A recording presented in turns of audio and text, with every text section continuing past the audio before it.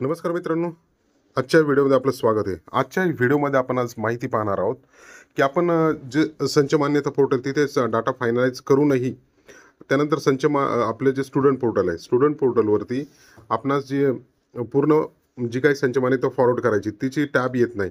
तर त्यासाठी काय करायचं किंवा कशाप्रकारे करायची त्याच्याबद्दलच्या आजच्या व्हिडिओमध्ये आपण माहिती पाहणार. त्यासाठी काय करायचं, आपण सर्वप्रथम आपलं जे स्टुडंट पोर्टलवर याचं लॉग इन केल्यानंतर आतमध्ये आल्यानंतर अशा प्रकारचे बाकीचे सर्व काही जे टॅब आहेत त्या टॅब दिसणार आहेत. तर या ठिकाणी टॅब आपण पाहू शकतो, की याच्यानंतर काय करायचं, आपण जर पाहिलं तर या ठिकाणी पाहू शकतो आपण संच मान्यता जी टॅब आहे, संच मान्यता टॅबवरती गेल्यानंतर अशा प्रकारे अशा प्रकारे काही डाटा येतोय. तर तर अशा प्रकारे काही डाटा आपल्या समोर येतोय. तर त्याच्यामध्ये या ठिकाणी आपण पाहू शकतो, की assign proper eight type using menu master division to enable संच मान्यता. धिस चेंज विल रिफ्लेक्टिव्ह, म्हणजेच आपल्याला या ठिकाणी एट टाईप आणि मास्टर डिव्हिजनमध्ये जाऊन टॅब संच मान्यता टॅब एनेबल करण्यासाठी काही चेंजेस करायचे. ते कसे करायचे त्या संदर्भात आजच्या व्हिडिओमध्ये आपण आता माहिती पाहणार आहोत.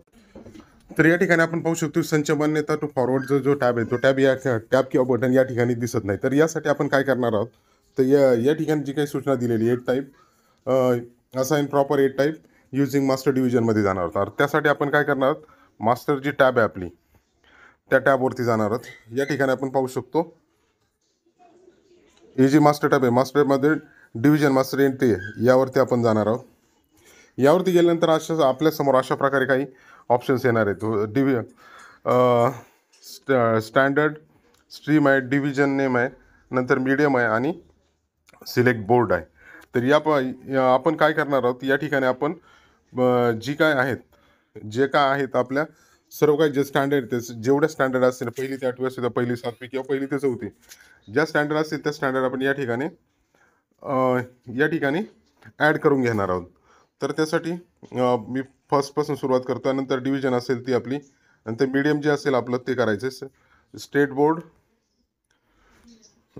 बोर्ड या ठिकाणी आणि इथे एडेड येणार आणि या ठिकाणी ॲड जे बटन, अपडेट बटन जे दिसते त्याच्यावरती या ठिकाणी आपण क्लिक करणार. अशा प्रकारे आपणास काय करायचं आहे, तर जेवढ्या आपल्या शाळा आहेत, शाळेमधील जेवढे काही डिव्हिजन आपल्या जे काही इयत्ता या ठिकाणी आपल्याला या ठिकाणी अपडेट करून घ्यायचे आहेत.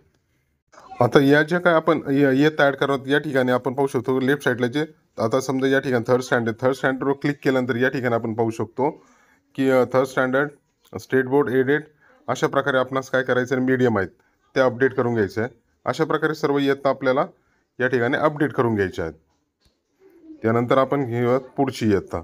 इयत्ता ॲड केल्यानंतर खाली जे ऑप्शन आहे तो स्टँडर्ड 4 स्टँडर्ड त्याच्यावरती क्लिक केल्यानंतर या बाकीच्या गोष्टी या ठिकाणी पाहू शकतो आपण आपोआप येतात. तर या ठिकाणी त्यावर आपल्याला अपडेटवर जायचं आहे.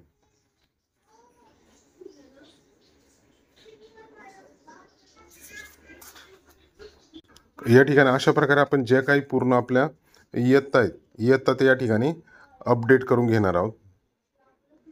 अशा प्रकारे आपण ज्या काही इयत्ता होत्या आपल्या त्या सगळ्या आपण इयत्ता या ठिकाणी आपण अपडेट करून घेतलं. यानंतर आपण काय करणार आहोत, तर आपलं जे जे काही टॅब आहे त्या टॅबमध्ये जाऊन संच मान्यता टॅबवरती या ठिकाणी जाणार आहोत आपण.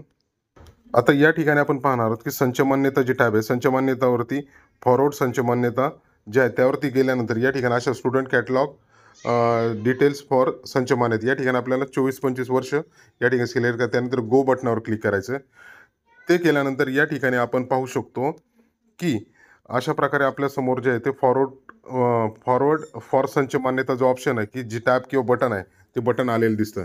अशा प्रकारे मित्रांनो जे संच मान्यता जे टॅबचं बटन म्हणा किंवा टॅब म्हणा ती एनेबल करण्यासाठी कशा प्रकारे काय केलं आपण ते पाहिलं. तर त्यासाठी जे खाली ज्याप्रमाणे सूचना होत्या त्याप्रमाणे मास्टर पुन्हा एकदा दाखवतो पाहिजे तर मास्टरमध्ये डिव्हिजन मास्टर एंट्री आणि त्यानंतर इथे जाऊन आपण या ठिकाणी जे काही स्टँडर्ड आहेत आपल्या त्या स्टँडर्ड कशा प्रकारे ॲड केला. तर या ठिकाणी आपण फर्स्ट स्टँडर्ड जे दिसतंय यावरती क्लिक केल्यानंतर पूर्ण जे इयत्ता आहे ते इयत्ता आपण अपडेट करून घेतल्या आणि मग त्यानंतर या ठिकाणी आपण पाहू शकतो की जे संच मान्यता टॅब आहे ते संच मान्यता टॅबचं जे बटन आहे ते बटन या ठिकाणी आपल्यास आलेलं दिसलं आणि अशा प्रकारे आपण या ठिकाणाहून जी काही संच मान्यता आहे ती संच मान्यता आपण फॉरवर्ड करू शकतो. अशा प्रकारे मित्रांनो व्हिडिओ आवडल्यास लाईक, शेअर आणि सबस्क्राईब करायला विसरू नका.